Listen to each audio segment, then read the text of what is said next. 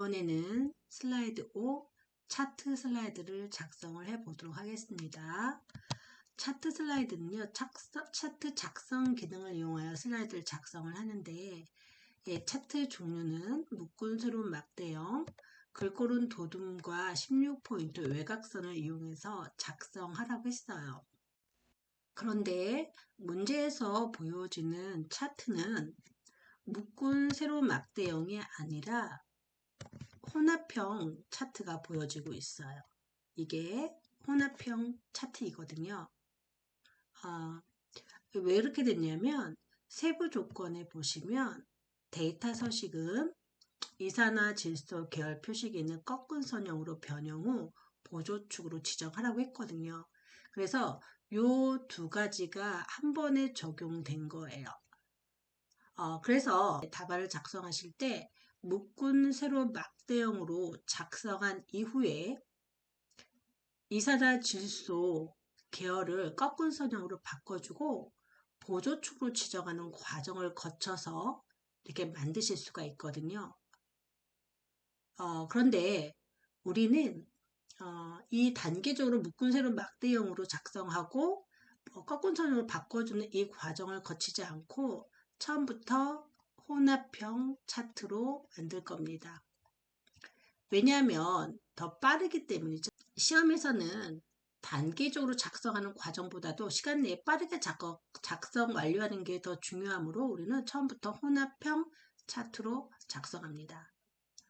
혼합형 차트라는 건 데이터의 값의 차이가 커서 작은 값, 보세요. 이산화 질소 같은 경우는 0점대의 값이거든요. 이거를 같은 왼쪽에 세로축 기준으로 작성했을 때 이산화질소 같은 값의 경우는 작아서 바닥에 깔려 보이지 않아요.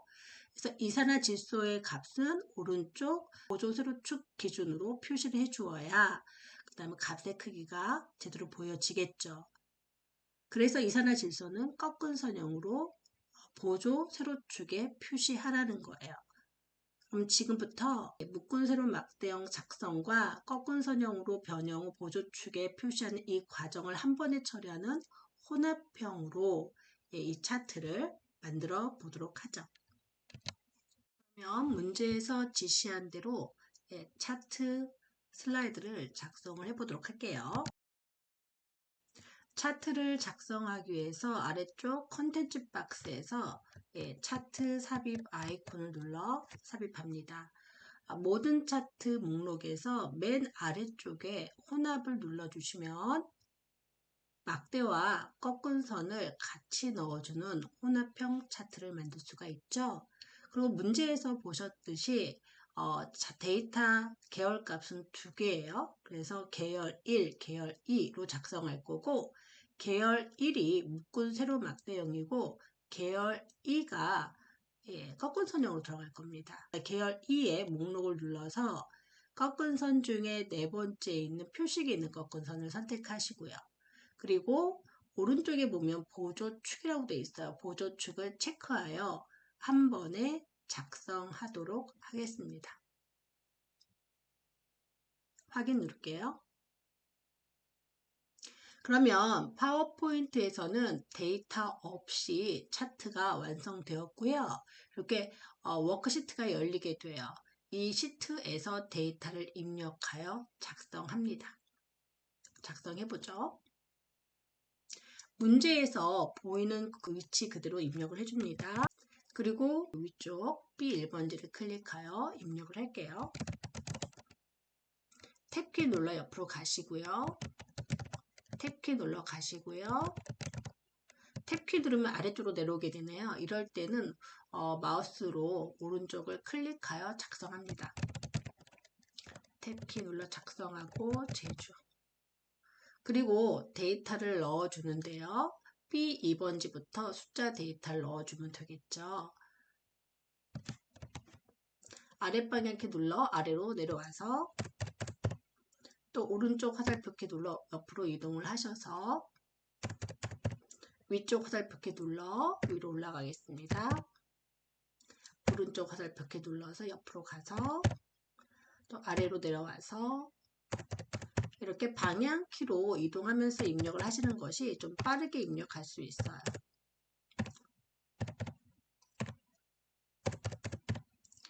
입력이 완료가 되었으면 엔터키 눌러주시고요.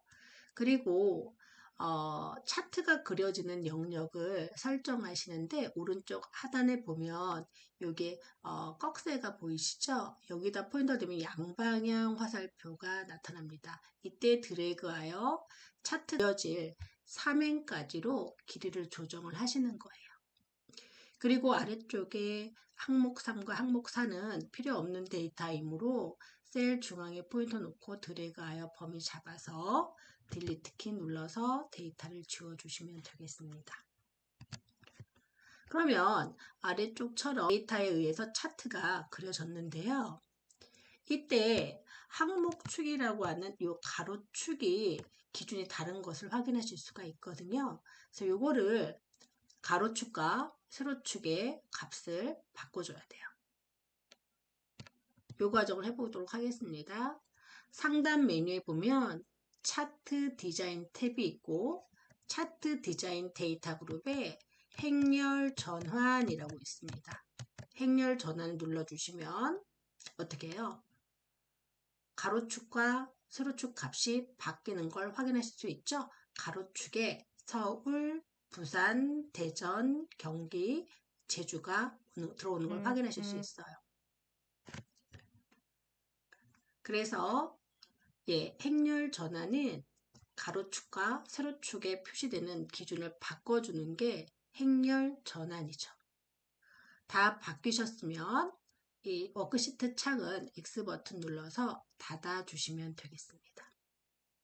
만약에 데이터가 잘못 입력된 것이 있다면 요 데이터 그룹의 데이터 편집 버튼을 눌러서요. 다시 워크시트를 띄울 수 있고 여기서 수정을 하실 수가 있겠죠. 그러면 시트 창을 다시 닫아주겠습니다.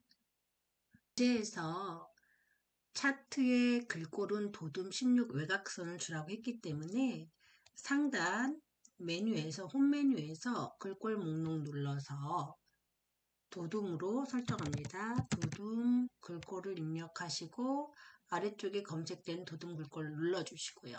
글자 크기는 16으로 쓰시고 엔터 눌러 글꼴을 설정합니다. 그리고 테두리는 외곽선을 넣으라고 했죠. 이 테두리, 이 차트의 테두리를 눌러서 오른쪽 마우스 눌러주시면 차트 영역 서식 메뉴가 밑에서 두 번째 있어요. 이 메뉴를 눌러주시면 이렇게 차트 영역 서식 창이 떠요. 그래서 차트 옵션에 채우기 및 테두리에서 이 테두리에 실선을 그어주시면 되겠어요. 실선을 눌러주시면 이렇게 아래쪽에 색깔이 검정색으로 설정이 되어 있으니 색깔은 바꿀 필요는 없을 것 같고요.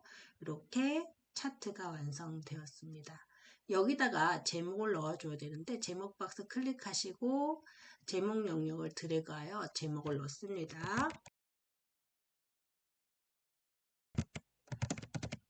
입력이 되었으면 ESC 키 눌러 입력을 빠져나오고 제목 상자가 선택된 상태로 두시고 제목의 모양은 조건에서 보시게 되면 제목은 궁서 24포인트 굵게 채우기 색은 흰색과 테두리 주고 그림자 오프셋 오른쪽으로 주라고 했죠. 이것을 한번 적용을 해보도록 하죠.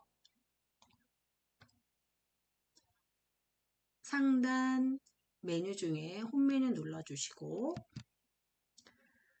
글꼴 목록에서 궁서를 선택해 볼까요? 궁서 찾아 지정해 주시고 크기는 24포인트죠? 크기를 선택하셔서 24 넣고 엔터. 굵게 지정하라고 했으니까 굵게 주시고요. 도형의 채우기. 채우기는 오른쪽에 선택해 놓은 요 서식창에 보시게 되면 제목 옵션이 보입니다. 그래서 제목 옵션에서 채우기는 단색 채우기로 하시고요. 채우기의 색깔은 여기 보시면 색상 목록에서 흰색으로 설정하시면 돼요. 테두리는 아래쪽에 가보니까 자동으로 되어 있는데 이거를 실선으로 줍니다. 실선으로 주면 기존의 테두리 색 선택되어 있던 검정색으로 적용이 돼요. 그리고 그림자 옵션을 주라고 했거든요.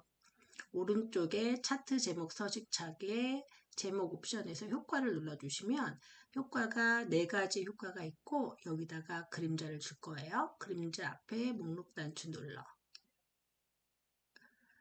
그림자는 오프셋 오른쪽이거든요. 미리 설정되어 있는 목록 눌러. 바깥쪽과 안쪽이 있는데 오프셋이라는 건 바깥쪽이고요. 오른쪽에 그림자가 들어갑니다. 그러면 두 번째 줄 첫 번째 칸에 보니까 오른쪽 있죠? 눌러 적용하시면 되겠습니다.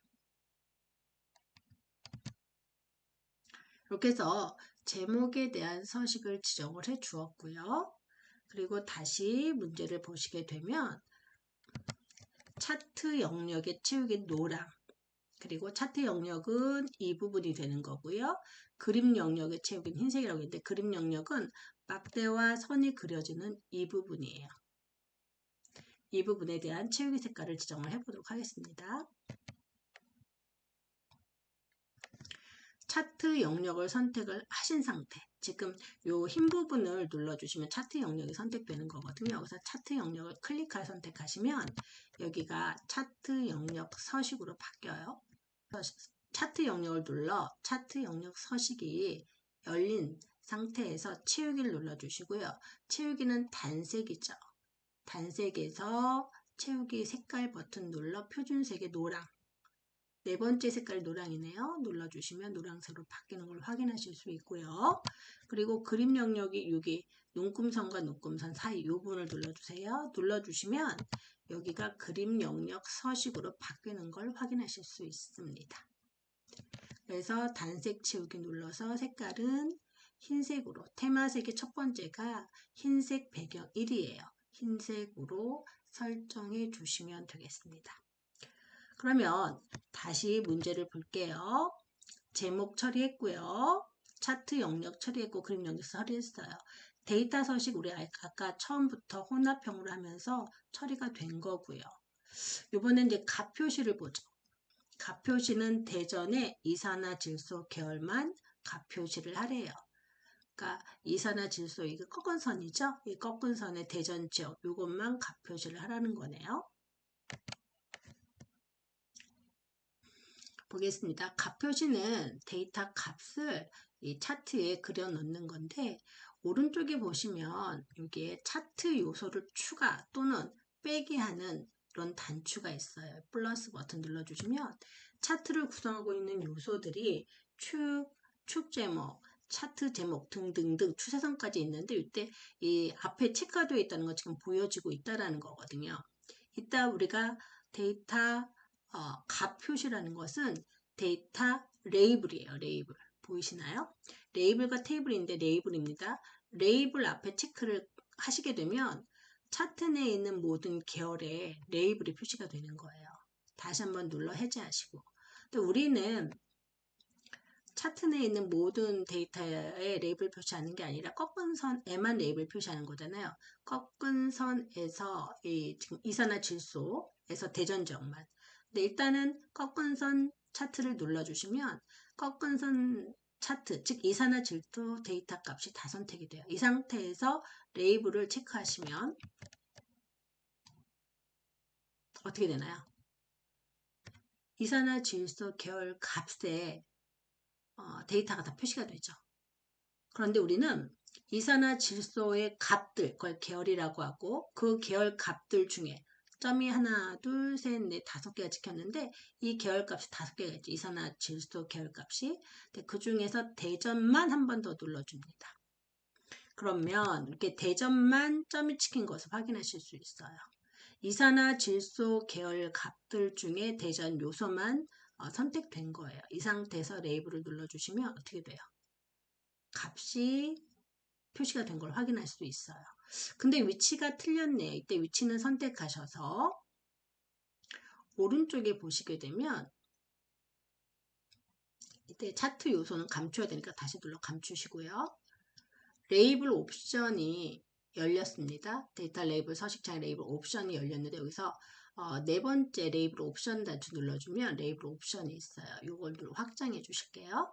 확장하시게 되면 여기 레이블의 위치를 어느 쪽에 넣을 것인지, 지금 오른쪽으로 되어 있죠? 위쪽을 누르면 위쪽으로 올라가는 걸 확인하실 수 있어요. 이렇게 해서 레이블까지 설정했습니다. 다시 문제를 볼게요.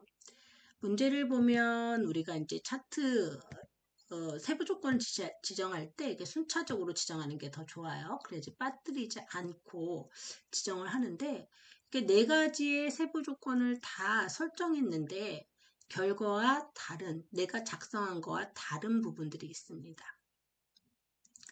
어떤 부분이 다른가 볼게요. 왼쪽에 문제를 보시게 되면 요 세로축을 볼게요. 기본 세로축을 보시게 되면 일단 선이 검정색의 실선이 있죠. 요 선 색깔 요게 틀리고요. 그리고 요게 표시 형식이 틀리네요. 표시 형식 틀리고요. 또 이 눈금선이 없죠. 눈금선이 없어야 하고요.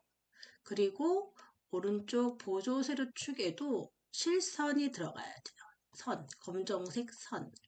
그리고 여기 보시게 되면 소수 이하 두 자리, 소수 이하 두 번째 자리까지 끊어 표시가 돼야 되겠네요.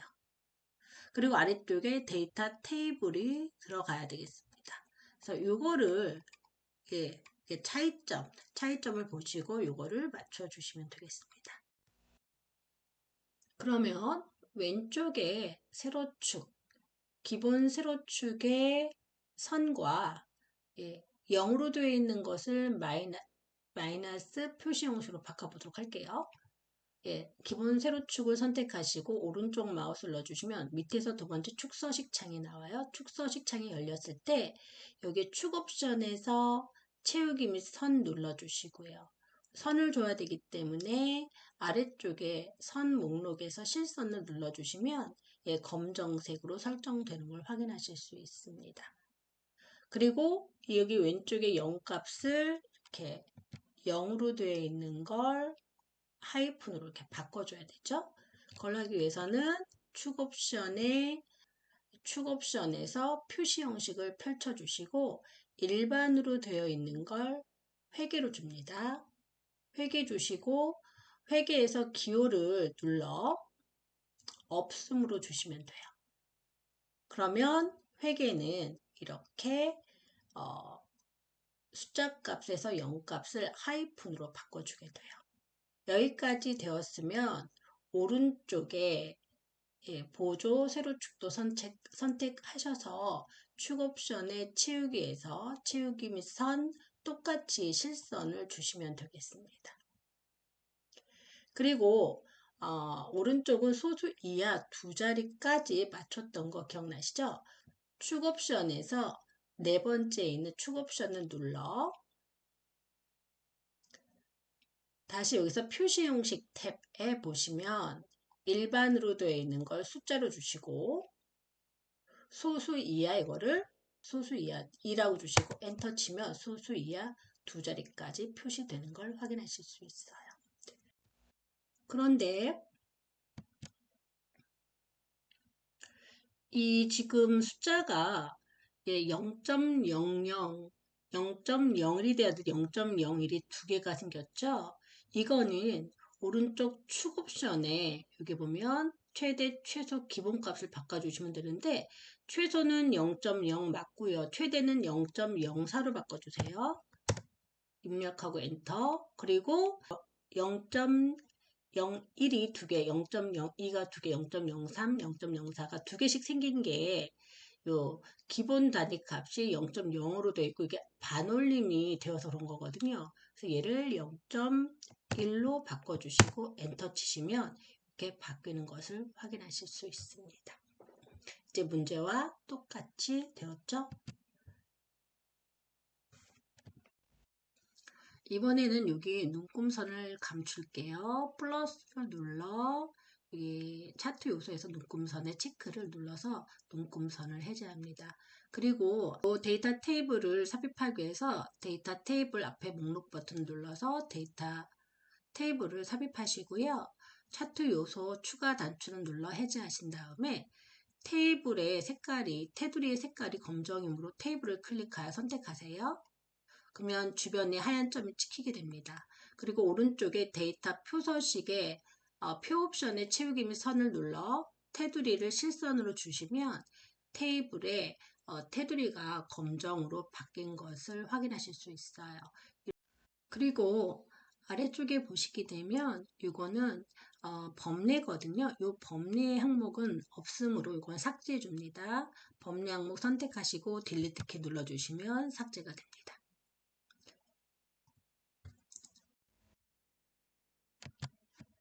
자, 이제 하나의 조건이 남았네요. 예, 도형 삽입을 하시는데요. 도형 삽입은 이걸 말하고요. 이제 모서리가 둥근 사각형이 들어가 있는데요. 예, 스타일은 미세효과 파랑 강조 1로 주시고 글꼴은 굴림 18포인트로 예, 지정을 하시면 되겠습니다. 그러면 예, 작성해 보도록 하겠습니다. 자, 이제 하나의 조건이 남았네요. 예, 도형 삽입을 하시는데요. 도형 삽입은 이걸 말하고요. 이제 모서리가 둥근 사각형이 들어가 있는데요. 예, 스타일은 미세효과 파랑 강조 1로 주시고 글꼴은 굴림 18포인트로 예, 지정을 하시면 되겠습니다. 그러면 예, 작성해 보도록 하겠습니다. 자, 이제 하나의 조건이 남았네요. 예, 도형 삽입을 하시는데요. 도형 삽입은 이걸 말하고요. 이제 모서리가 둥근 사각형이 들어가 있는데요. 예, 스타일은 미세효과 파랑 강조 1로 주시고 글꼴은 굴림 18포인트로 예, 지정을 하시면 되겠습니다. 그러면 예, 작성해 보도록 하겠습니다. 삽입을 눌러서 도형 메뉴에 가셔서 사각형 목록에서 모서리가 둥근 사각형을 선택하시고요. 그리고 이제 들어가야 되는 위치는 현재 위치가 이 정도죠. 이 정도쯤에서 예, 이런 형태로 출력 결과에서 보이는 그 위치쯤에다가 넣어줍니다.